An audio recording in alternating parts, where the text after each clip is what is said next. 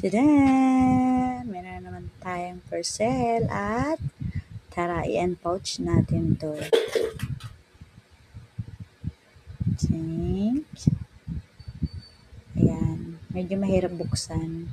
So, ang item natin ay Tenderoo Baby Powder by Silk Queen. Ayan. And we have our Tenderoo Baby Cologne and Tenderoo Moisturizer. So, nawala na yung lotion ko. Nakuha na ng mga bata. So, ayan na lang naiwan. Pag nakita nila yan, malamang kukunin din nila yan. So, kasi sobrang ganda ng Tenderoo na panag-endorse at may-ari ni Silk Queen. So, ang ganda talaga ng mga product niya. Safe talaga.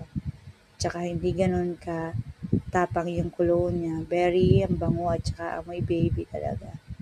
Yan. Ang laman ng itsura ng cologne and the moisturizer. Tingnan niyo, ang cute ng lagay ng moisturizer niya. O, diba? Ang ganda. Meron pa siyang dahon sa ibabaw. O. So, ayan. Oops, hindi kita. Hindi rin kita. So, dito na lang sa unahan.